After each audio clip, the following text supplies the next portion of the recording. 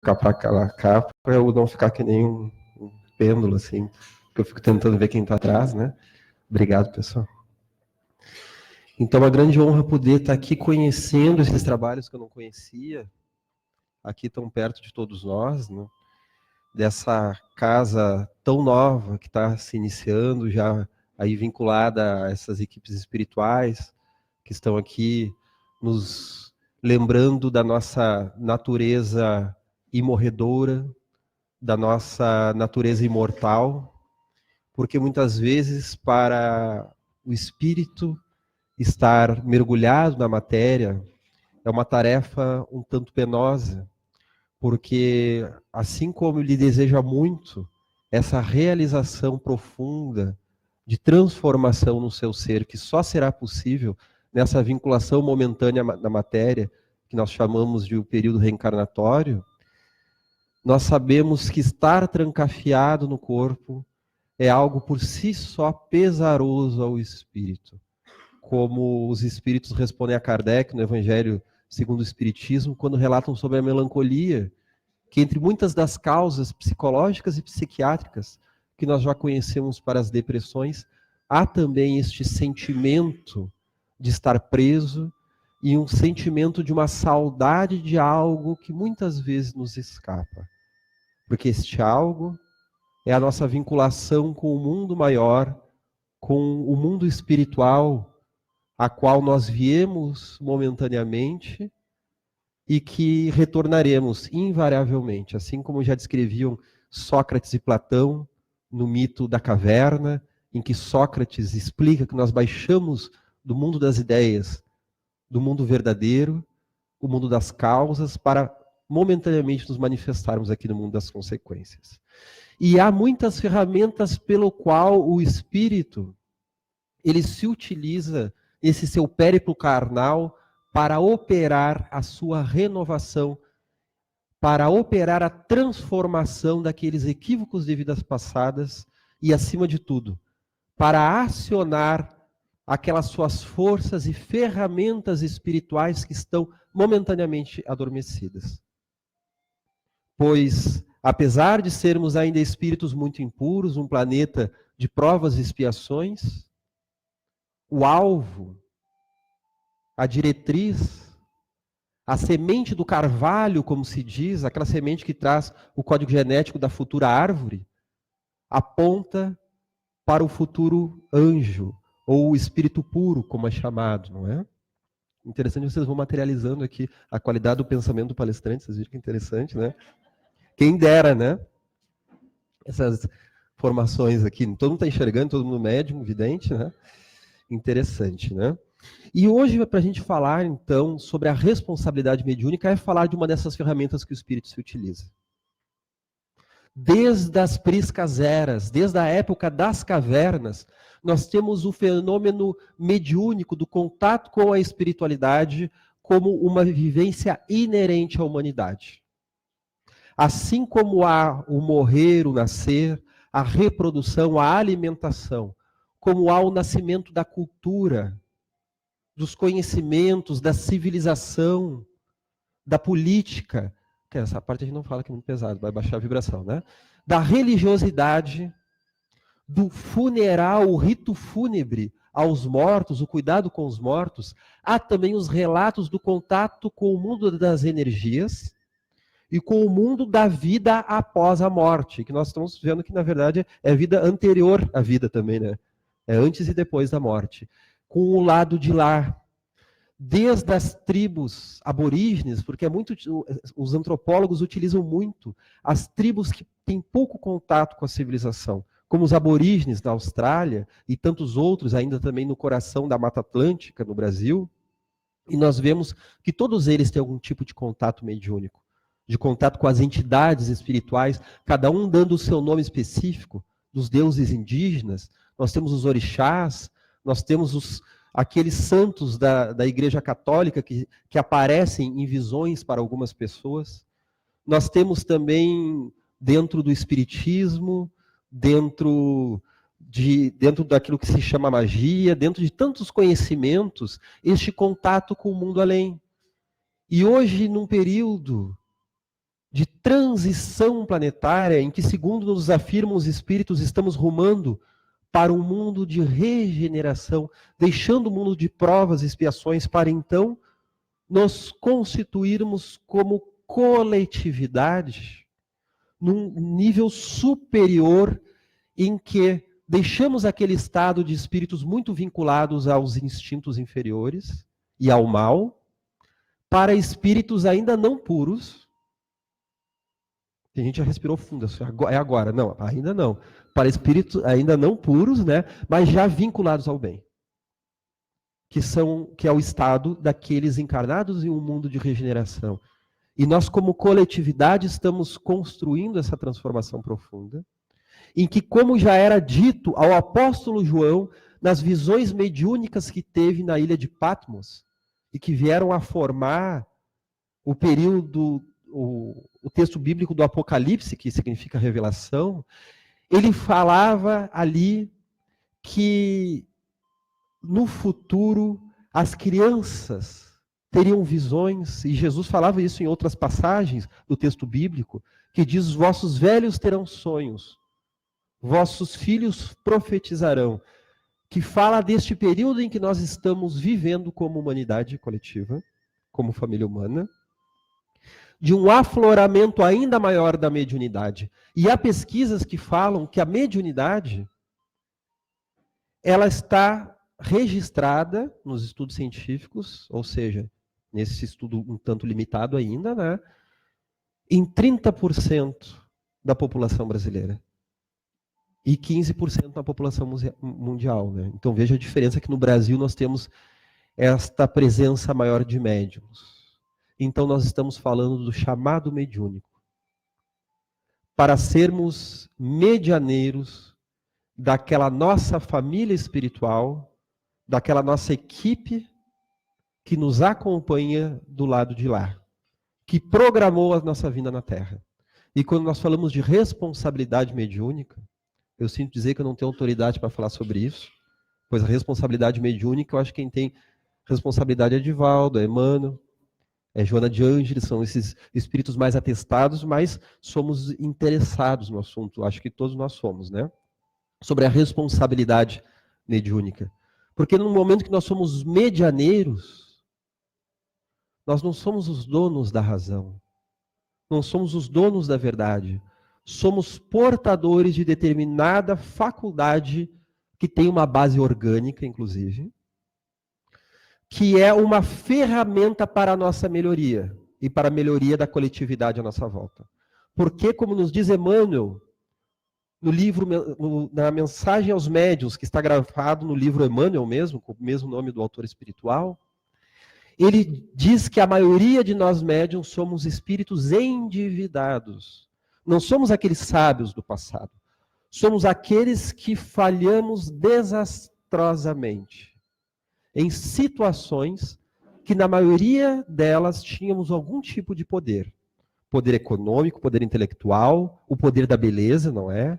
O poder, então, da política, das forças, da ciência, da religião, tantas e tantas formas. Desencaminhamos famílias, desencaminhamos seres humanos, mal utilizamos-nos das nossas faculdades, e para que nós possamos acelerar o nosso processo de regeneração, e também interessados em auxílio ao próximo, nós temos esta capacidade, então, de sentir com mais facilidade as emanações do outro estado da matéria. Porque o mundo espiritual, segundo André Luiz, já se adiantando à física quântica, o mundo espiritual é um outro estado da matéria.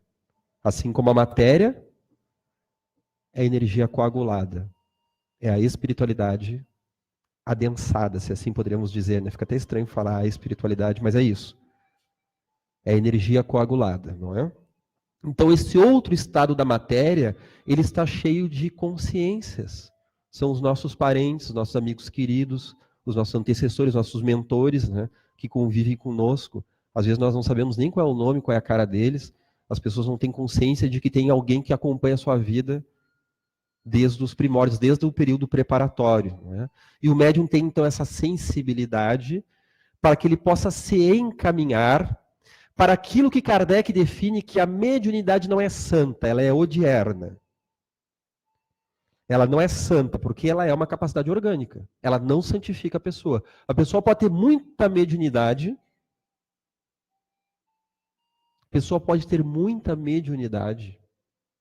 e ser um espírito muito impuro, leviano, de atitudes imprudentes e não ter consciência e sabedoria nenhuma. Quando pode ser também uma pessoa de muita luz, de muita consciência e não ter um pingo de mediunidade ostensiva, né? A pessoa, então, ela fica insistindo naquela que ela é um tijolo, né? Todo mundo já ouviu falar dessa de tijolo, mas de tijolos a gente faz uma casa, né? Então, a pessoa pode não ter aquela mediunidade tão ostensiva assim, não é?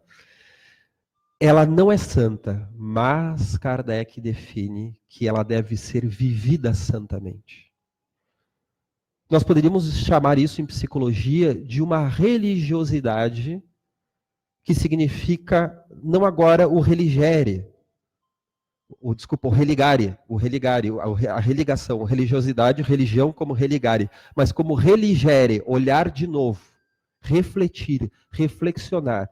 Um cuidado religioso é uma atitude cuidadosa para com algo. Nós temos que ter um cuidado religioso para com os nossos sentimentos. Uma atitude cuidadosa. Nós temos que ter um olhar religioso para a nossa família.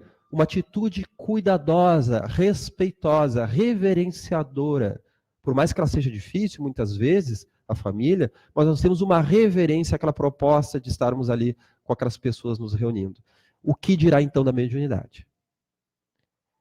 O cuidado mediúnico é essencial ao médium que se conecta com muitas forças ao mesmo tempo.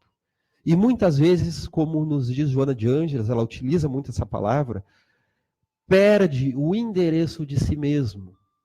Se nós já estamos passando por um período na Terra de perda de consciência, de vazio existencial, de depressões, síndromes do pânico, de transtornos diversos, de aumento do suicídio, da droga-adição, de tudo vale, e em busca da felicidade, então aumenta-se os níveis de suicídio, de tentativas e de suicídios consumados, em que nós perdemos o significado da vida e o sentido de viver, o que dirá do médium? O psiquiatra suíço, Carl Gustav Jung, ele que era um dos pais da psicologia moderna, admirava o filósofo Friedrich Nietzsche, que era um negativista, não é? E ele dizia que Nietzsche, genial, se perdeu nas suas conclusões. Pois ele levanta questões essenciais, mas as suas conclusões são negativas.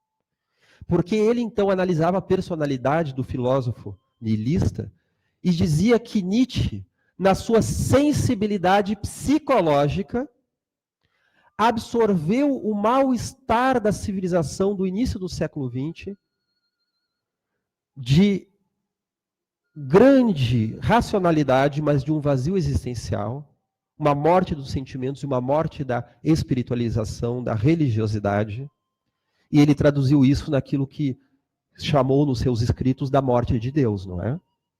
Que o ser humano havia dispensado Deus, não precisava mais de Deus. Porque, na verdade, ele traduziu o mal-estar coletivo, a dúvida coletiva da humanidade no início do século XX, que deu início à Primeira e Segunda Guerra Mundial. Nessa destruição de corpos e de oportunidades reencarnatórias. De ensandecimento da coletividade. Se estamos falando da sensibilidade psicológica desse filósofo, imaginemos se formos colocar aí o elemento da mediunidade na sensibilidade da vida de uma pessoa. Pois, como nós vimos agora, quem já viu o filme aí do Divaldo Franco, que mostra ali aquela mediunidade, o filme ainda pega leve, não é? Dentro das obsessões espirituais que ele passou e das que tem enfrentado nos dias de hoje, né? De que muitas vezes o médium ele está tendo que lidar com sentimentos, com cargas. É alguém que transita entre os dois mundos. Então, se qualquer pessoa está subordinada à lei de ação e reação, o médium, ele é aquele que não só está subordinado, mas ele sente de imediato os efeitos disso. Pois se uma pessoa quiser insistir no álcool, por exemplo, ela vai sentir a sua vida se desestruturar. Mas se o médium quiser fazer isso, ele vai sentir muito mais rápido os efeitos na sua mediunidade, na sua sensibilidade. Muitas vezes, quando nós nos aproximamos de um ambiente em que o álcool é utilizado, nós sentimos na vibração. Antes de sentir o cheiro da cerveja, dá para sentir na vibração que alguém está bebendo algo ali perto, não é? E hoje em dia que o alcoolismo está muito presente na sociedade. Pois até em festa de criança, né, o pessoal fica tudo tchuco, né? Fica tudo... Nós temos essa cultura muito forte em que, que o ser humano muitas vezes não sabe dosar o viver no mundo e o ser do mundo. Porque o apóstolo Paulo já falava, traduzindo, repetindo também as palavras de Jesus, que nós precisamos viver no mundo sem ser do mundo. Como médiuns, compactuar com a cultura, com até mesmo, como é dito no Evangelho segundo o Espiritismo, com as frivolidades da vida cotidiana, sem a ela nos submeter, porque estamos num mundo de provas e expiações, em que a coletividade está muito vinculada ao domínio dos instintos que dominam o ser humano, e não o ser humano dominando os instintos. Em que o curso natural do pensamento e das conclusões, ou seja, o senso comum, é distorcido e não saudável.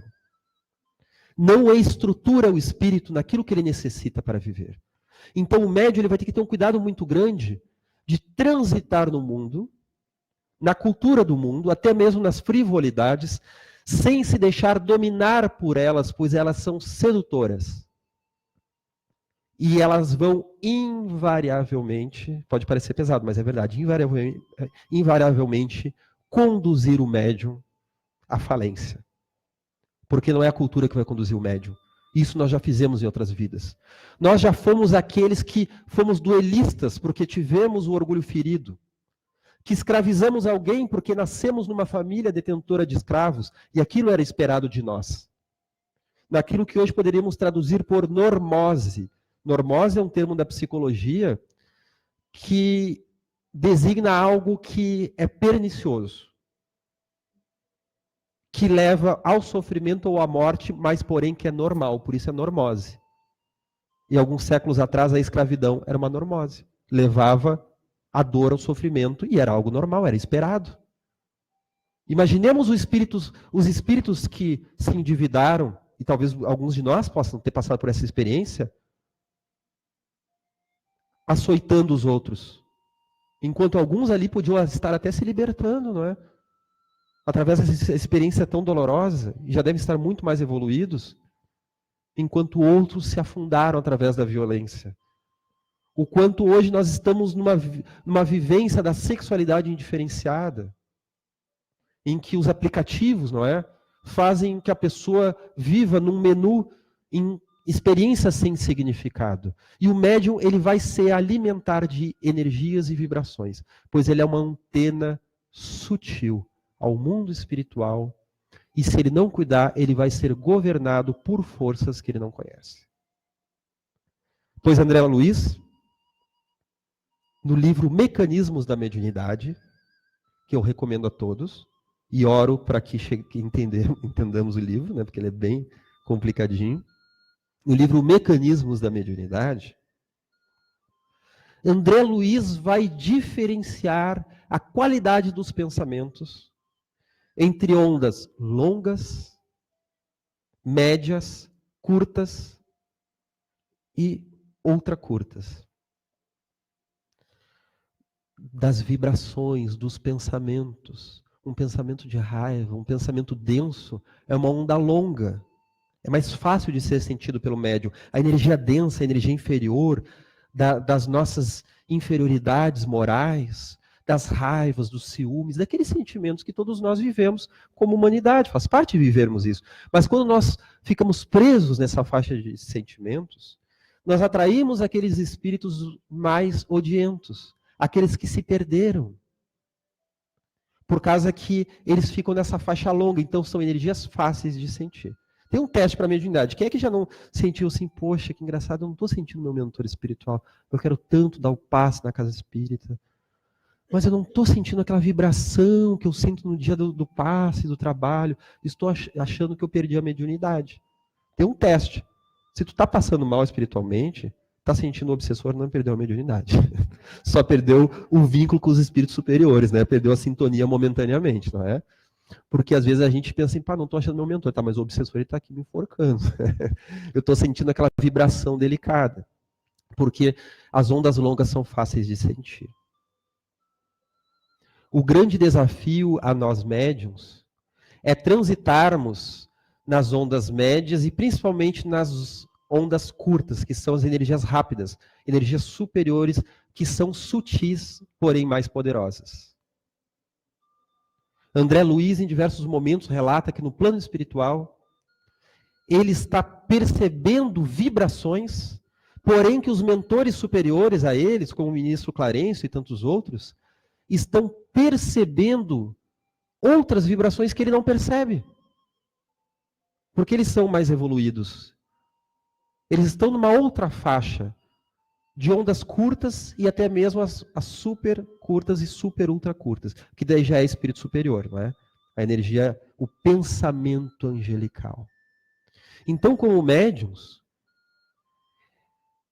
é um trabalho sério, desafiador, aceitarmos o convite da mediunidade e tentarmos nos estabelecer num padrão de amor, de pensamentos superiores, de autocompreensão e de aceitação das pessoas à nossa volta, que consigam garantir que transitemos em ondas superiores mais rápidas.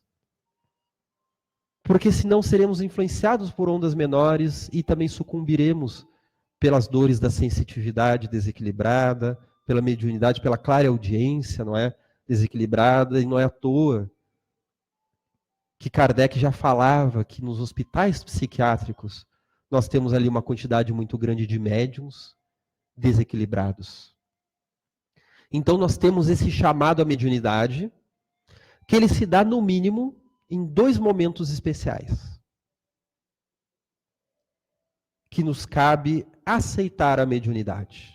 O primeiro é antes de nascermos, na nossa programação reencarnatória. E mesmo que nós tenhamos programado antes, olha que curioso, né? Nós temos que fazer esse movimento de aceitar novamente em vida. Porque quando aqui nós mergulhamos na carne, nós esquecemos quem nós somos.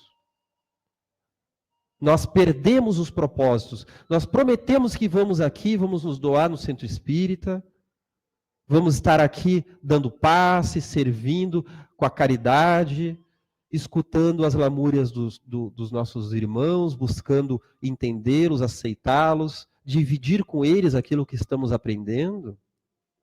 E aqui, quando a gente chega na matéria, a gente só quer dançar e ver novela, né? É mais gostoso, né? Uma vez foi perguntado a Joana de Ângeles que se as coisas materiais, elas têm esse perigo, a gente tem que ter cuidado com elas, né? Os prazeres, a gente tem que ter um equilíbrio disso. Por que é tão bom, então, né? Se são tão perigosos. Vocês já se perguntaram isso? Por que é tão bom? E Joana de Ângeles responde que tudo que Deus faz é bom. É que os prazeres do espírito são ainda melhores. E trazem um equilíbrio ainda maior, não é?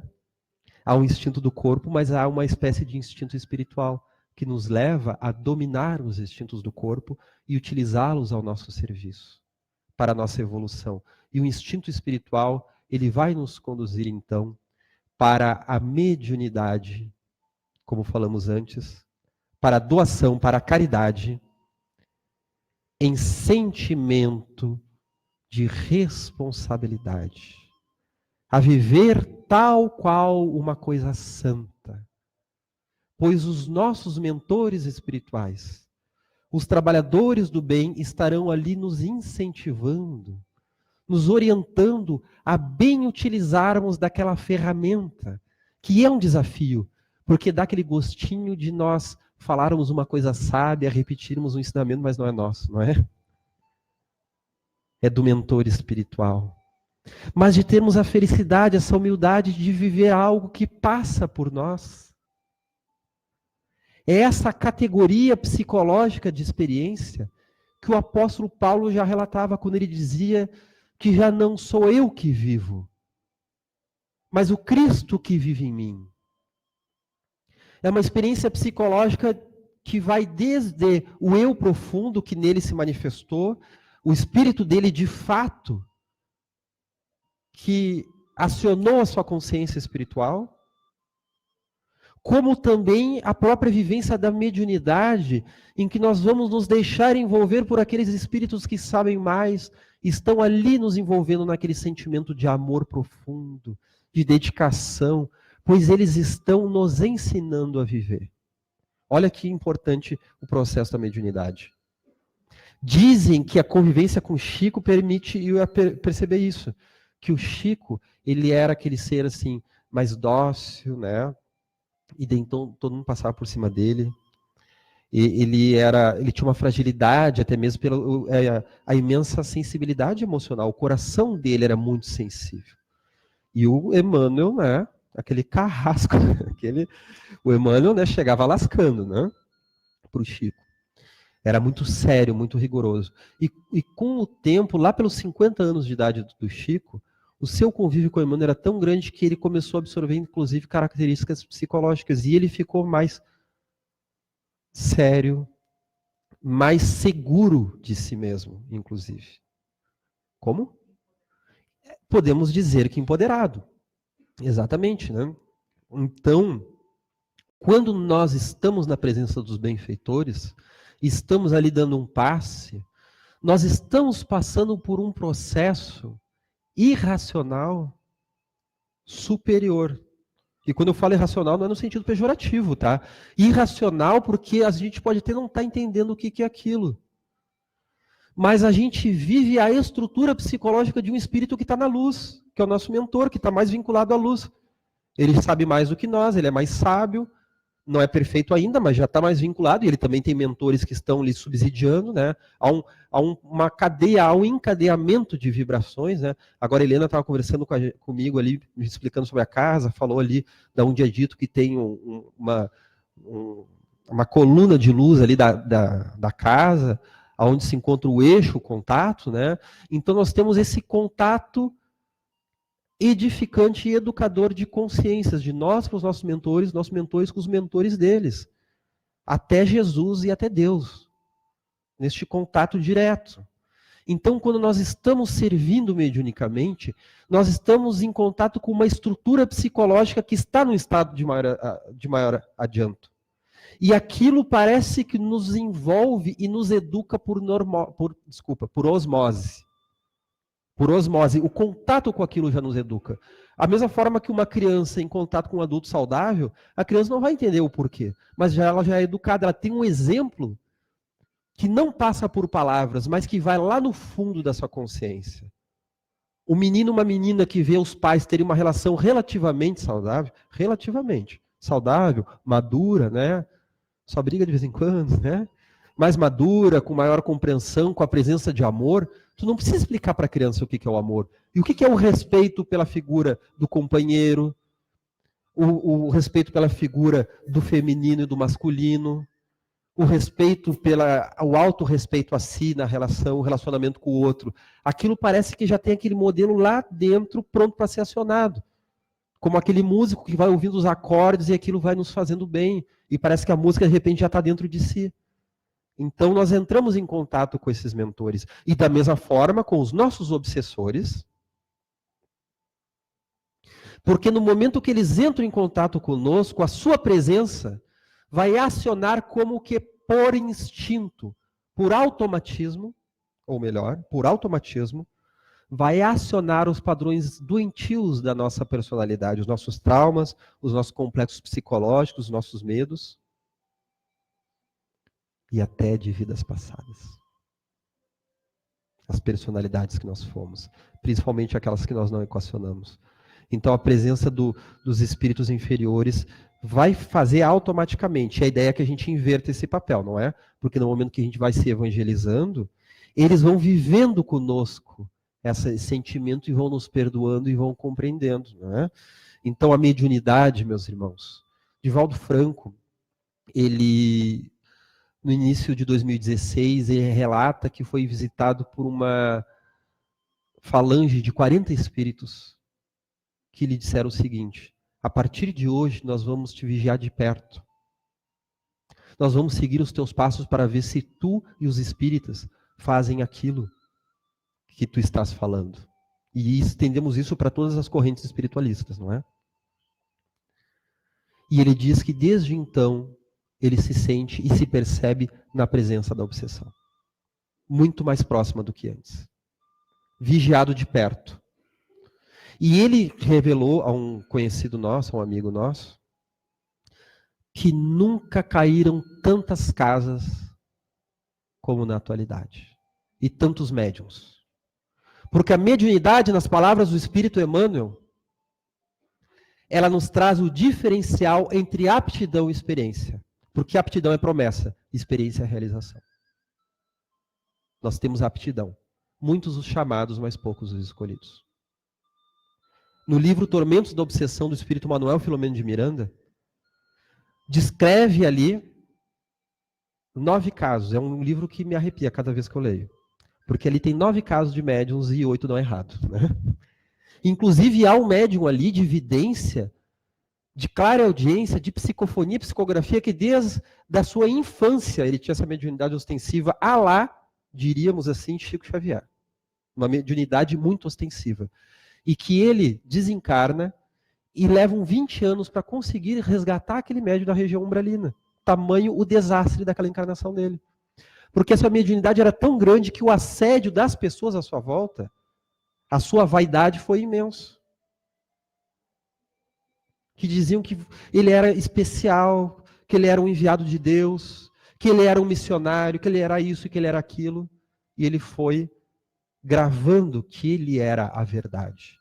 E gradualmente os seus mentores foram substituídos por obsessores que se apresentavam como mentores. E diziam que ele era o escolhido, que ele era especial, que ele era diferente dos outros, não é? E quando ele ia dar uma palestra, pois o que arrepia também, ele era palestrante, né? Isso dá um medo, né? Quando ele foi dar uma palestra, quando ele dava palestra, quando ele foi dar uma palestra, quando ele foi dar as palestras, tamanho era o merecimento do público, que ia com muita vontade de ouvir a sua voz, que os mentores conseguiam acessar ele e realmente davam a mensagem. Mas assim que terminava a palestra, já os mentores saíam de perto e seus obsessores ali tomavam conta. E tamanho foi o processo dele de culpa na região umbralina, que ele depois, no mundo espiritual, ele foi adensando a sua mediunidade e ele criou um casulo, ele entrou num processo auto-obsessivo, ele criou um casulo que os mentores, quando resgataram ele, cortavam o casulo e ele refazia com o seu poder mental, de automatismo. Quase como um ovoide, não chegava a ser um ovoide, mas era um processo semelhante ao processo do ovoide. Eu acredito que vocês, alguns já tenham estudado, né, e talvez até a maioria de todos, né, o que se trata o ovoide no processo auto-obsessivo de um espírito desencarnado, né?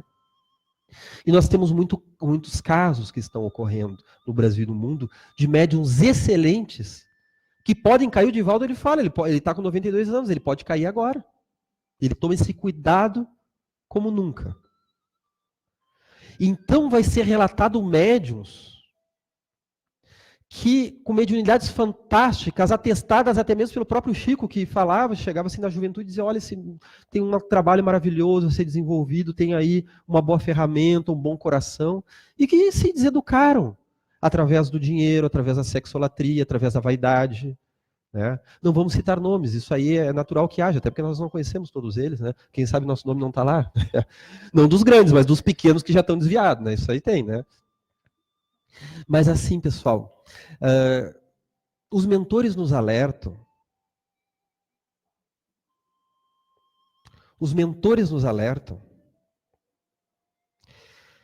que as revelações espirituais, quando provindas de espíritos superiores, são trazidas em tom de compreensão, não importa do que esteja se falando.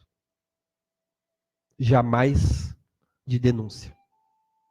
De compreensão. Por exemplo, o livro Libertação, de André Luiz, fala coisas assustadoras. Agora nós já estamos acostumados, mas na época era muito impactante. Memórias de um Suicida ficou 30 anos engavetado e foi rejeitado pelas editoras e pelas federações, justamente pelo teor do que é um livro muito forte. mas ele fala de acontecimentos assustadores, porém em tom de entendimento, não de denúncia, meus amigos. Pois aí temos uma das qualidades dos espíritos.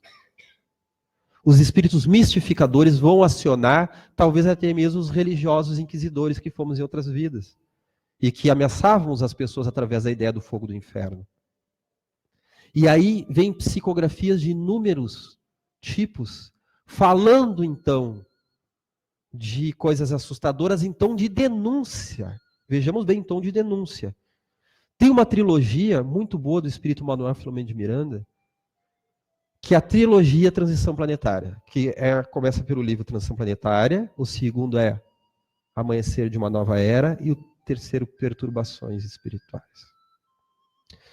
Que fala de casos de dirigentes espíritas que desviavam dinheiro da casa espírita.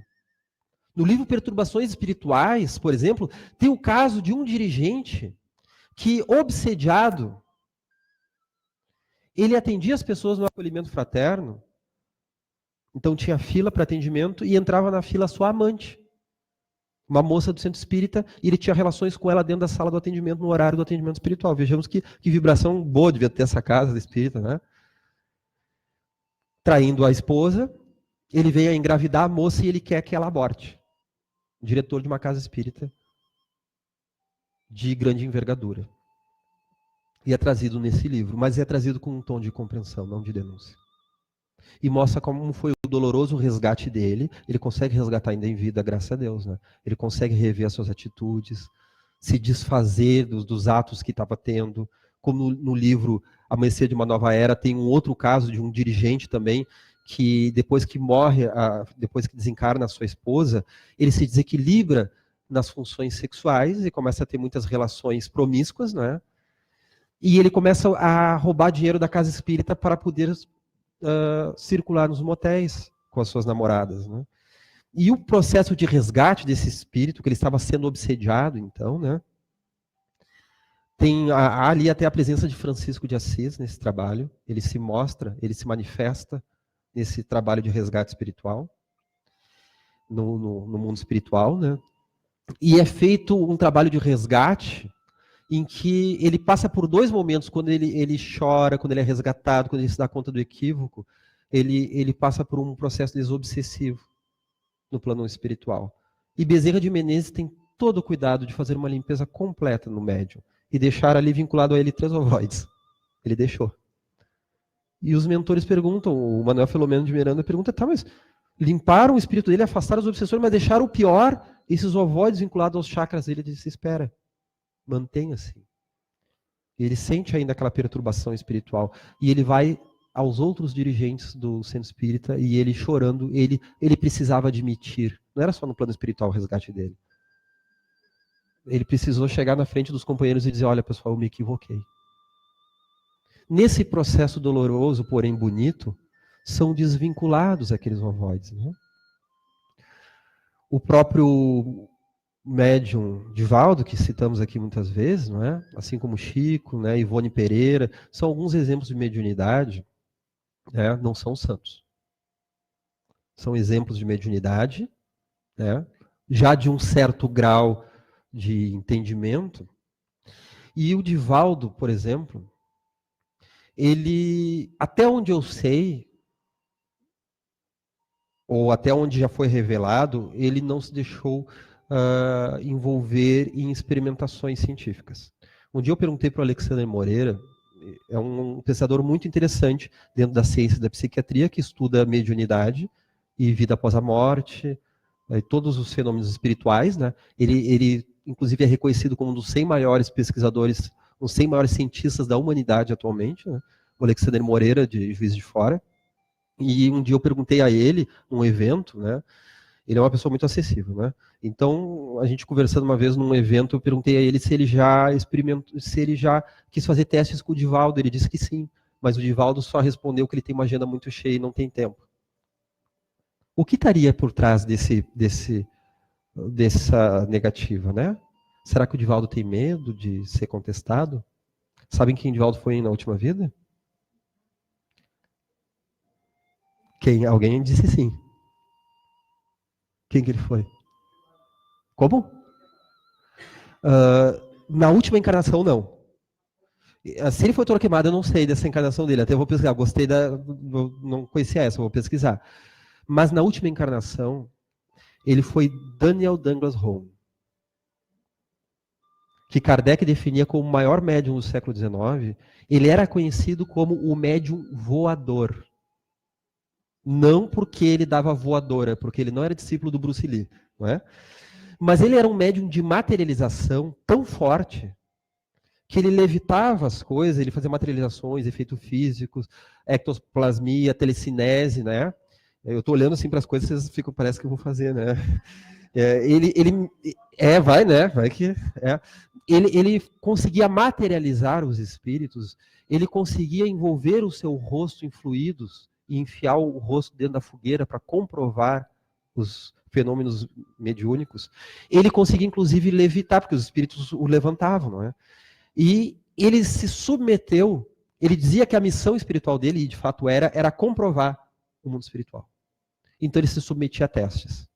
Ele se submeteu a testes que lá pelas tantas os pesquisadores disseram, tá, mas tu tá aqui nessa sala, vai que tem uma coisa aqui, que tá um magnetismo, um tipo de imã, alguma coisa, vamos fazer em outro lugar. Vamos lá no prédio tal, lá no terceiro andar, tal, nesse endereço X, tu vai lá, nós vamos verificar a sala, lá é o nosso local lá, tu vai lá que nós vamos pesquisar. Ele chegava lá e ele pulava da janela do prédio, né, e entrava voando pela outra, para mostrar que não estava na sala o efeito. E perguntavam para ele assim, como é que tu fez isso? Ele, assim, e fazia de novo. Né? Então era um médium voador. E ele também foi, como o próprio Divaldo fala, ele foi mal sucedido naquela encarnação. Ele não aceitava dinheiro pela mediunidade, o que já era um ganho, pois muito foi testado nesse sentido. Mas ele aceitava joias, casacos, ele fazia parte, ele ficou circulando ali na corte russa, se envolveu em casos com algumas mulheres, se envolveu em caso até com a mulher do Valdo Vieira naquela vida, por isso que os dois não se fechavam, né? Exatamente. Então ele veio a se equivocar, e o acerto dele foi fazer comprovações científicas, aí ele acertou. Mas ele não viveu o lado moral da espiritualidade, e inclusive ele debochou de Kardec, não é? E ele deu falsas psicografias, mistificado por espíritos inferiores, em que logo depois que Kardec desencarnou, ele deu uma psicografia dizendo que era Kardec, dizendo que estava arrependido por tudo, que tudo era uma grande bobagem, e que não existia reencarnação. Né? Vejamos só a culpa que o Divaldo traz, pois ele, com toda essa mediunidade, ele já tinha uma mediunidade assim na encarnação anterior.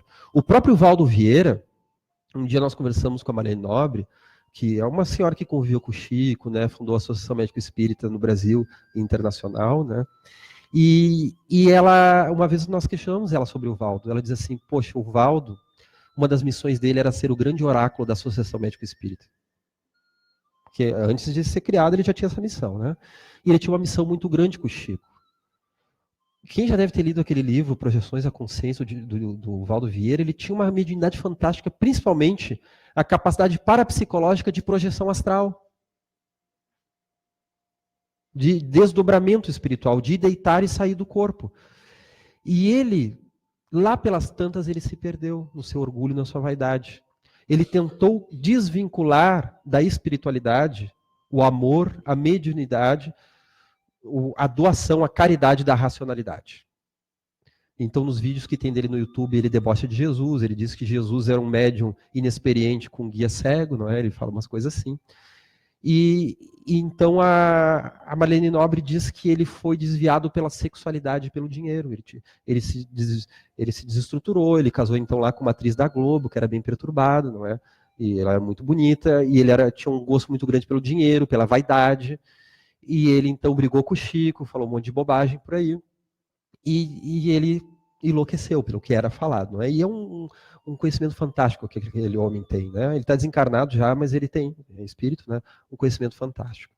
E uma vez perguntaram para o Chico quando que ele e Valdo estariam juntos novamente. E Chico respondeu que daqui a 1.500 anos. Agora deve ser 1.400 alguma coisa, porque já deve ter passado uns 30, 40 anos, né? Daqui a 1.500 anos, não é? Tamanho a queda E nós não vamos julgar o Valdo, não sabemos ao que ele se submeteu, que tipo de provas, não é? Ele passou por uma dor muito grande do suicídio da esposa, que se jogou da cobertura dele no Rio de Janeiro, pois ele tinha caso com muitas discípulas, né? E ela se sentiu ultrajada, essa atriz da Globo, né, que era sua esposa, e recorreu a essa infame porta do suicídio para voltar ao mundo espiritual de forma dolorosa, não é? Não vamos julgá-lo, não sabemos que tipo de sofrimento, né? Não sabemos que tipo de assédio um médium assim vive. Porque aí nós temos que afastar uma fantasia para a mediunidade bem vivida. Temos uma pergunta: existe mediunidade sem dor? Existe. Nos mundos superiores. Na Terra, não.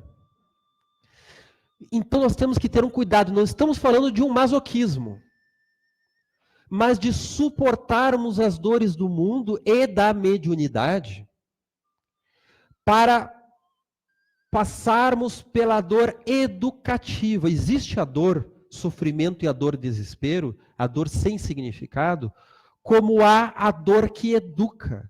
O que vai modificar uma experiência para outra é a nossa interpretação da realidade. Isso aí não é nem mediunidade, isso aí é equilíbrio espiritual, consciência espiritual. A pessoa não precisa nem ser médium para buscar essa consciência. A interpretação que nós vamos dar aos fenômenos dolorosos e felizes que ocorrem na nossa vida. E a mediunidade é um deles. Pois a mediunidade, ela testa o médium através das insônias. Né? Quem é que nunca se viu acordado por o espírito de noite? Né? Em uma mediunidade mais ou menos média. Né? Chacoalhado pelo espírito. Né? Acordado quando conseguiu dormir. Né? Então, é aquela coisa, né? Um lobisomem de madrugada é aquela coisa natural, né? Lobisomem brincando, né? O espírito em estado de zoantropia, não é? Então, às vezes a pessoa está ali, né? A pessoa até se acostuma, né? Eu me lembro que uma vez eu apelidei um espírito, eu comecei a chamar ele de Gúbio, por causa do lobo Gúbio, né? Francisco de Assis, e ele ficou bravo, né? Com isso, né? Foi pior, pessoal. Não façam isso, tá? Não apelidem seus obsessores, tá?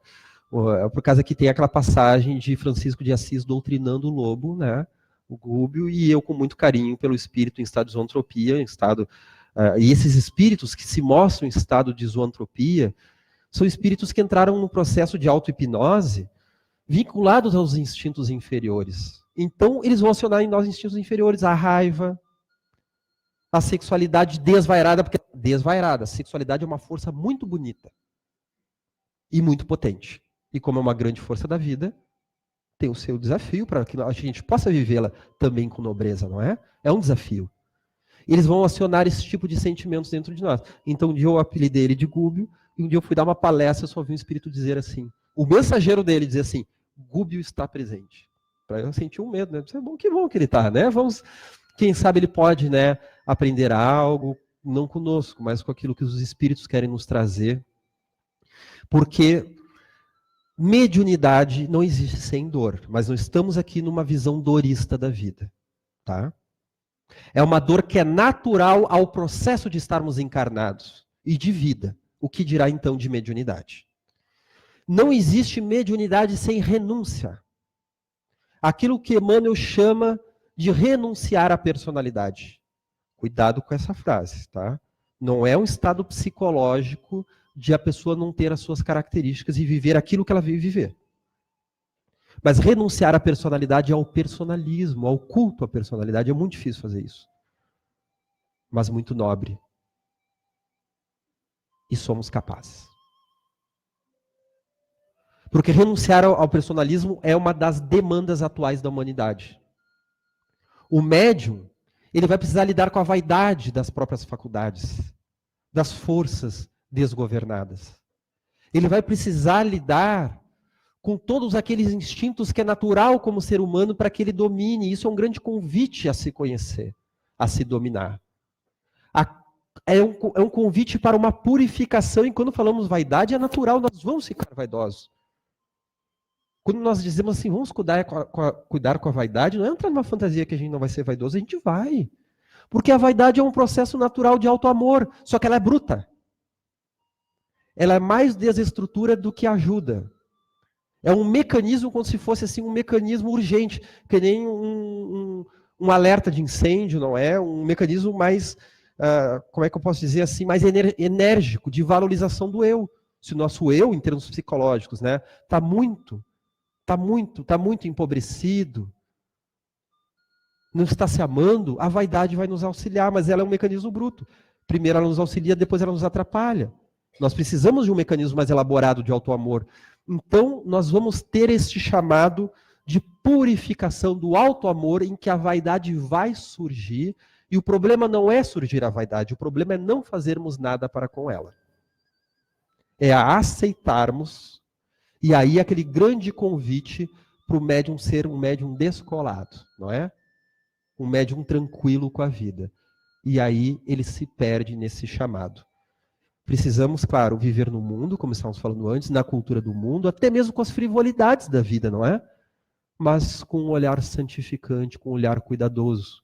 Naquela mensagem que Paulo de Tarso nos traz. Muito posso, mas nem tudo me convém. Porque estamos falando do cuidado, inclusive mediúnico, meus irmãos. É um grande chamado para vivermos a mediunidade suportando as provas, como naqueles casos que André Luiz fala da médium que apanha em casa, num caso bem difícil, né, num casamento violento, que ela apanha durante o dia, ela tem que dar uma comunicação importante à noite, e ela precisa se purificar, e esse era o chamado da sua mediunidade. Os espíritos inferiores, sabendo que ela ia dar uma comunicação importante à noite, acionaram o marido dela que bebeu, encheu a cara e foi lá e a espancou. E ela precisava perdoá-lo, suportar isso e dar a comunicação mediúnica, porque ela sabia que fazia parte de um processo da espiritualidade inferior. Então o médium ele precisa dessas renúncias educativas para os prazeres da mediunidade. Para os prazeres de nos tornarmos comunicação, ferramenta de comunicação dos espíritos que sabem mais do que nós. Que nos amam, que nos ensinam e que nos educam. Precisamos daquele silêncio anteriormente ao grupo mediúnico. E tem dois níveis do silêncio. Aquele silêncio, não aquele silêncio rigoroso, né? Os médios ficam todos tensos, mas aquele silêncio, aquela proposta de fomentarmos a internalização, a concentração, não é? Para depois lidarmos com outro nível do silêncio, que é o silêncio mental, porque os médios às vezes estão lá tudo calminhos e pensando na morte da bezerra. Pensando assim, poxa, quando é que vai começar logo isso que eu não estou aguentando, não é? Então nós somos convidados a dominar a nossa mente. Há um livro muito bom que nos ensina isso, que é aquele livro Impermanência e Imortalidade, do espírito Carlos Torres Pastorino, já desencarnado, né? Aquele que escreveu em vida, Minutos de Sabedoria. Ele vai falar, então, sobre a meditação como ferramenta para o médium.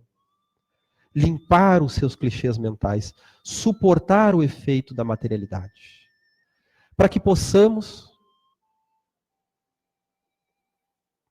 compreender que nós não somos donos da mediunidade.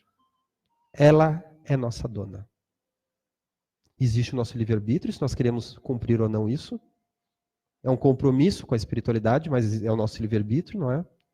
Então, meus amigos, que fica aqui essa proposta de tomarmos ainda mais cuidado nessa época de transição planetária, de nos vincularmos às disciplinas da mediunidade com amor, também com sentimento de leveza, né? Não com sentimento inquisitório, rígido, de leveza, de podermos nos adentrar neste mundo tão convidativo.